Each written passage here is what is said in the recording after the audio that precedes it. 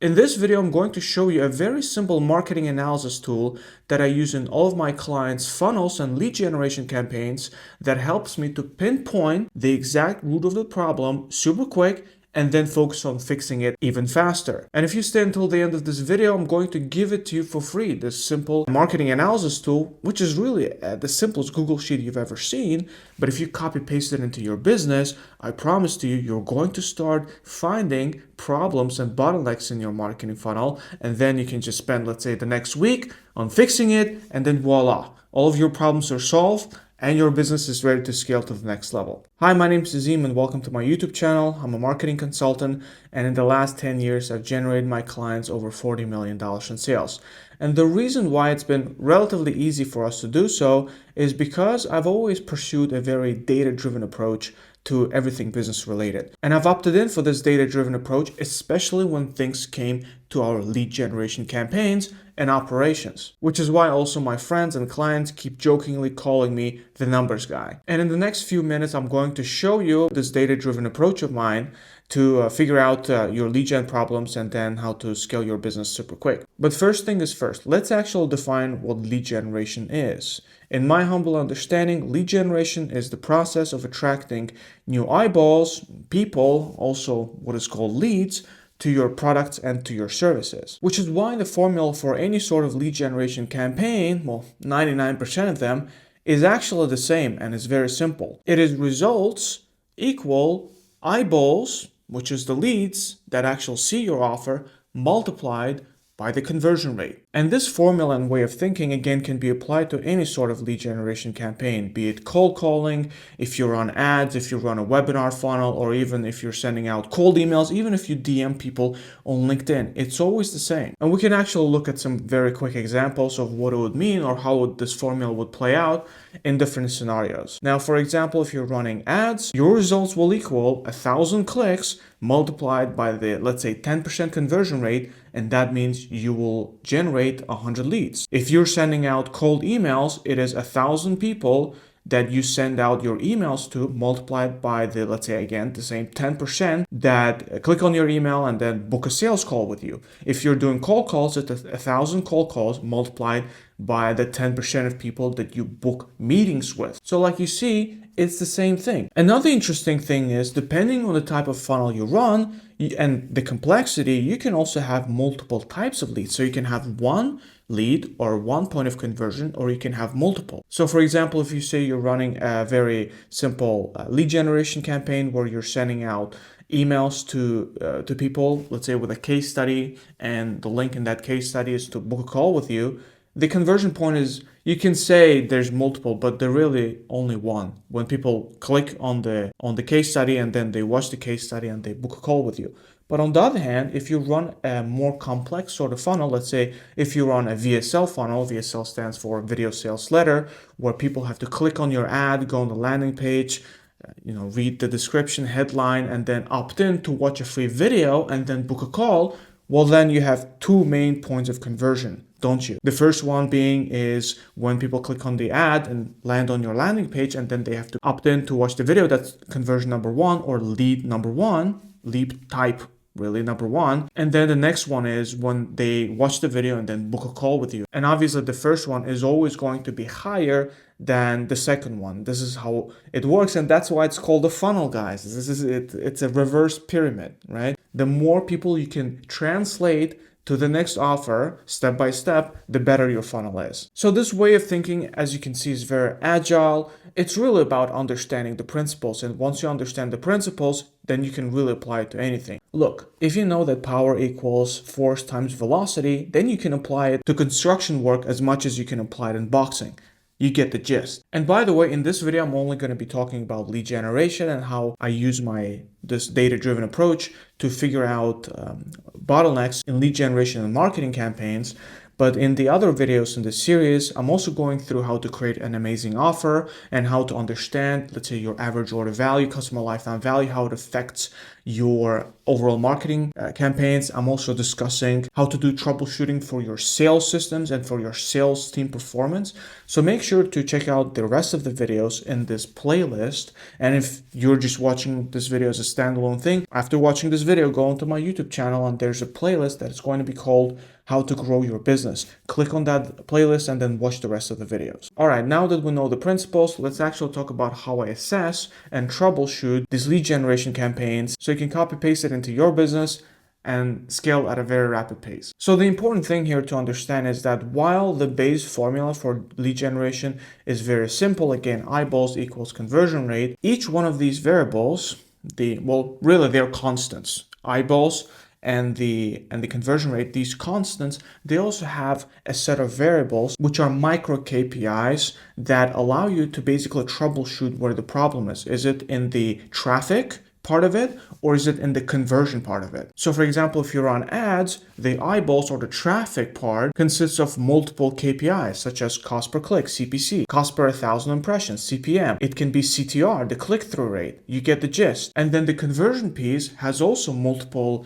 KPIs, such as it can be the bounce rate on the landing page, it can be the scroll through rate on the landing page, or most obviously it's also the opt-in rate on the landing page. And when you basically look at all of these numbers in a straight line in one chain, and each one of these have their specific targets and benchmarks that you're supposed to achieve, then you can very easily and plainly pinpoint the specific KPIs that are lacking. Let's say you realize that your click-through rate is very low, and then you focus on creating more engaging ads, and there you go, you fix the issue. Or you see that, hey, your ads are good, your click-through rate is great, your targeting is good, your copy is great, but your landing page conversion rate is low. Let's say the industry average or your other tests have been getting you 17%, but the current version gets you 10. Well, you know that the landing page conversion rate is the problem, and you can focus on that. So if you basically take these two constants, traffic and then the funnel conversion rate, and then you flesh out all the KPIs that go along with it, and you know the benchmarks to each one, then you can very easily compare them against the benchmark and quickly figure out where's the problem. And again, like I said, this kind of thinking applies to any other sort of lead generation campaign. If you're sending out cold emails or personalized emails, well then the traffic part, the eyeballs part, also has a set of variables that is very, again, similar to ads. It's the amount of emails that you send out, how often people click on the first email, right? The click-through rate on the actual email, and then there's the click-through rate on the actual link in the email. And if you see that a lot of people are opening your email, it means, okay, you have a very strong headline and hook, but not a lot of people are clicking on the link in the email, then there might be a few problems. It can be either that there's huge disconnect between what you promise in the headline and the body of the message, or it can be that you are promoting a freebie or a resource to people that is not very attractive, and you should basically split test different sort of freebies, right? Let's say you're an AI consultant and you can basically split test and try different assets. It can be 5 ways to audit your business for how easily you can adopt AI tools in your business, or it can be an interview with a client. And if you see that, hey, the interview with the client is not doing really well, and if you actually put like a white paper with the 5 steps so they can implement it at their own pace, great, they're clicking on it, they're happy, and you finally solve the problem. All right, enough talking. Like I said in the beginning of this video, there's a Google Sheet that I like to use to basically audit and analyze my clients' lead generation campaigns and try to see where the problems may lay. And what I'm going to do right now is I'm going to give you a live demonstration, share screen demonstration of that Google Sheet, and explain to you exactly how it works and how you can apply it in your business. All right, perfect. So we're recording this, and as you can see, this is a marketing sheet that I use to analyze my clients' lead generation campaigns. And a quick reminder that this tracking sheet actually consists of multiple tabs, and it's going to give you a grand overview of your entire business, including your offer, your marketing, and your sales processes. You can calculate your offer, for example, your average order value, customer lifetime value, your marketing, and then also your sales sheet. Now, in this training, in the whole playlist that's called How to Grow Your Business, I'm covering per each video, like how there's a specific tab assigned to that video. For example, video number 2 is offer creation, and I explain to you how to maximize your customer lifetime value, and then use this sheet to basically play around with numbers and kind of like guesstimate how much you're going to make per your offer depending on the sort of pricing that you set. But I'm kind of like getting distracted here. I'm digressing. The point of this video is to cover marketing, but I just wanted to make sure that you know that if you're watching this marketing video that was basically recommended to you randomly, make sure to go to my playlist, how to grow your business, and then watch the other videos. So back to marketing, and just a quick reminder that the simulation that I have here is sort of created for running an advertising campaign. The type of lead generation is an advertising campaign, and then via sell funnel, so video sales letter funnel, where people are opting in to watch a video and then book a call if they like the video. But then also, after I explain to you how this works, I'm also going to show you how you can take this sheet and basically cater it to or adjust it to any sort of other lead generation campaign you're running, be it cold calling, cold emailing, sending out people messages on LinkedIn, even sending out like an actual email, like physical email to people. Because what I'm teaching in this video, guys, again, it doesn't adhere to any specific dogma or like a specific lead generation campaign. In this series, I'm trying to make it all about principles. And then once you understand the principles of marketing, that again, it's the attention, and then the clicks, and then the conversion, then you can literally take this style of sheet and adjust it to any sort of lead generation style. That's not really the big point here. So let's go over this example again, and I'll explain to you the data points and how you can adjust them per the type of lead generation campaign that you might be running. All right, perfect. So the first one is obviously date. And guys, if you want to adjust the date, I'm recording this on March the 9th. If you're watching this video on the, let's say, I don't know, May the 3rd or whatever, you can just click on today button, and that's going to take you to that date, and you can copy paste it into your Google folder. Now, the next one is the amount spent. Now, this is for, again, Google Ads, but let's say if you're sending out cold emails and you know that your tech stack for sending out cold emails costs you $300 a month, well, then you can just take $300 divided by 30 days in the month, and then that's your investment per day, right? To make it simple. Or if you run a cold call campaign and you have 3 salespeople and you pay them, let's say $100 each per week, which is $300 per week in total. You take $300, you divide it by 7, and that's roughly like $43 per day. Then you invest into your sales team. You get the point. You can also track the sheet on a weekly basis instead of daily, but I recommend that you do it on a daily basis. Now, again, sticking to this as if it was an ad campaign, we spent $400 a day on Monday, and we got 200 clicks, right? Again, it's all about principles, right? The link clicks that you get on your ad can very well be link clicks that you get on your cold email campaigns or your LinkedIn outreach. And what basically link clicks stand for is how many times people saw your offer and were actually interested in it. And then the next KPI is cost per click. Now, again, cost per click can be for an ad campaign. I feel like I'm repeating myself, but it's important that you understand that this can be done for any sort of lead generation campaigns. But if you're even sending out LinkedIn messages and you have like a LinkedIn premium subscription for $100 a month, which is basically $3 a day, roughly, right? So you can put here $3, and if you get five clicks per day, well, then you're paying 60 cents per click. You get the gist, right? And if you run ad campaigns, you spend $400, you got 200 clicks, well, that's $2 cost per click. Now, the next one is click-through rate. It literally means what it stands for. It's click-through rate, like how often people actually see your offer and then they click on it. And if it's 1.4%, it means out of 100 times that people see your offer, 1.4 people on average click on it. Or it can be that out of 1,000 people that see your offer, 14 people click. Right now, you might be thinking, Nazim, well, for ad campaigns, it's kind of clear. I can get the click-through rate on the dashboard for my Meta or Ads Manager. How do I do it for cold email campaigns? It's very simple, guys. You can just literally add a new you can add a new tab here, and then if it's like 1,000, well, then your click-through rate is literally link clicks divided by open emails. Well, then that's 20%. It's as simple, right? Or you can do for cold calling, your click-through rate may stand for pickup rate because that's one of the main actions of cold call campaigns besides booking an actual call. Now, for cold call specifically or for sales specifically, make sure to watch the next video as well for sales, but I just wanted to prove a point.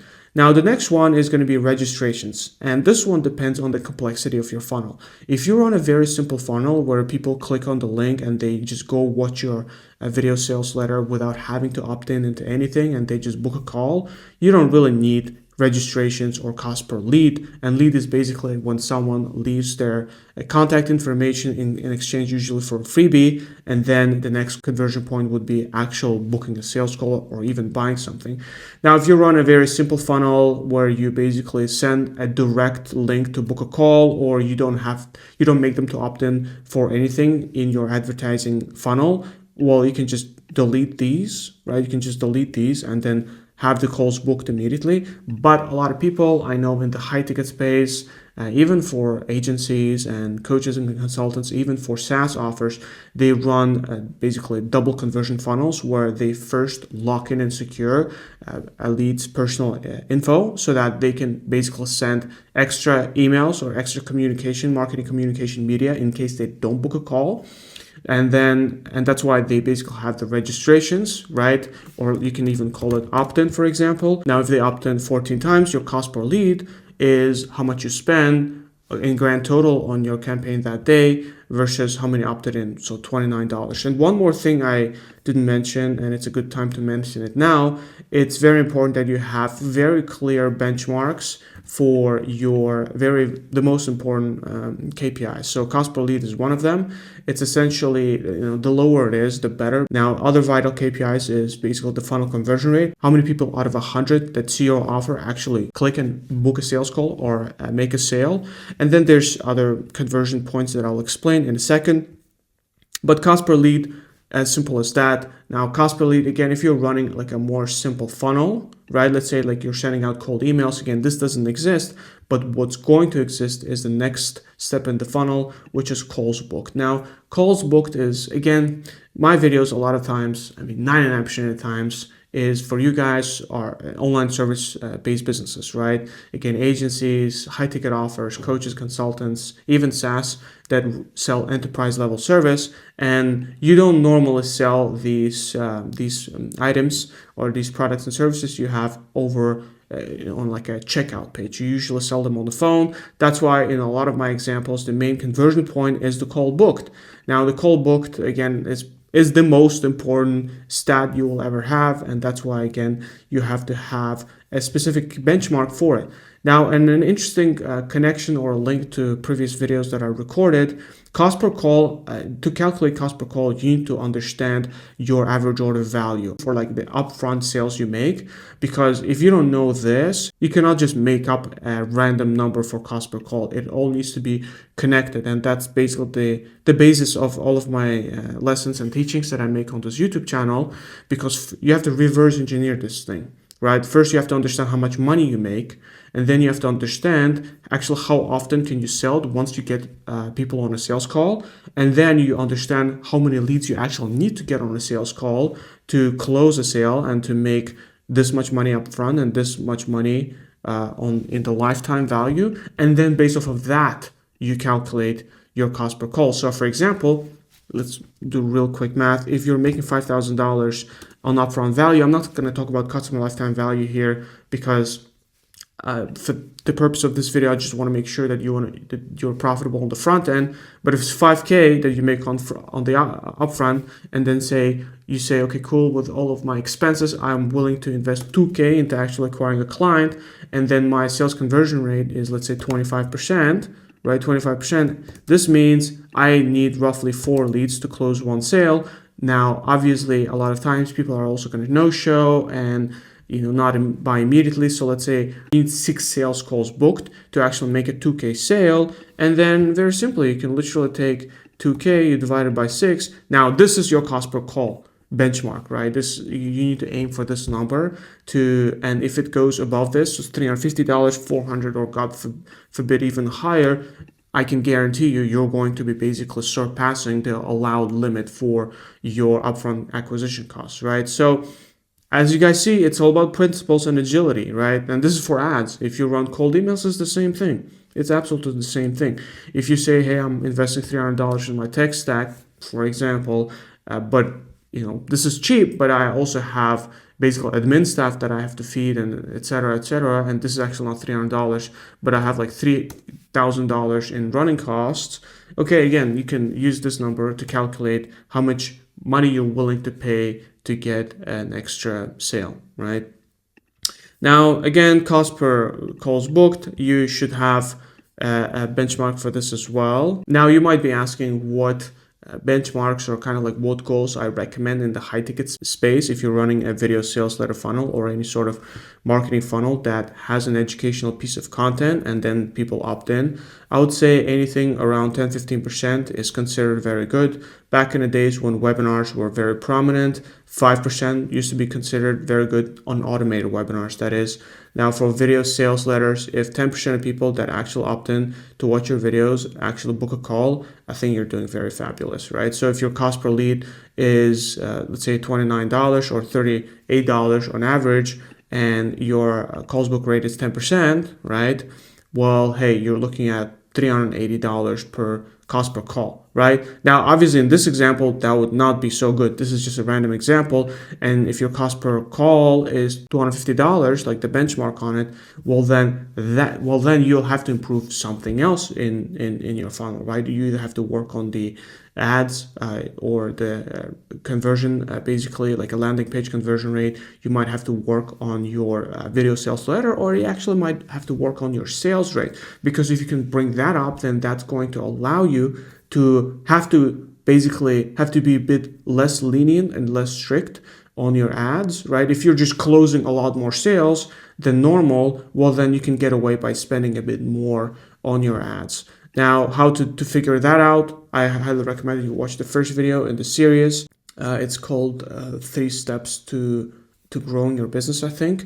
And I'm actually showing you which part of your entire business, or like not business, a client acquisition funnel is broken, and how you can manipulate it to basically become profitable. Because a lot of people try to sell you, like Facebook ad coaches try to sell you Facebook ads training, sales coaches try to sell you sales training, but to know which one thing you need to fix exactly, you have to have these numbers in front of you. And then it might be that you might not even need a Facebook lead generation, like optimization. Back in the day when I was running advertising campaigns for my clients, they would always push me to optimize cost per lead, right? Hey, cost per lead, cost per lead, cost per lead. But I would look at my cost per lead, and obviously I would have multiple clients, and I would have very high awareness and knowledge of what the basically industry-wide standard should be. I'll tell them, hey guys, we're hitting the average industry standards, but they would say, well, why is it then I'm not making money?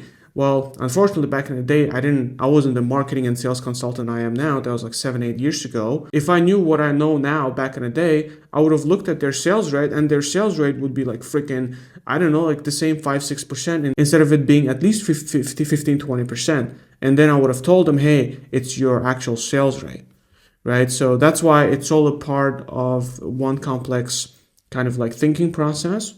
But that's it, guys. This is how the marketing sheet works. It's not rocket science, as you can see. You can totally take these numbers, these data points, and you can change them however you want. Actually, let me do like a quick 3-4 minute demo how I would change it if you're sending out cold email campaigns, right? So let's do it live. So for cold email campaigns, we're going to add one more, a few more columns, right? And probably some of the numbers here or formulas are going to go haywire, but that's fine. So let's say 1,000 send, and then we have 200 open, for example, right? And just for the sake of example, I'm gonna pretend that it's the same stat all over, right?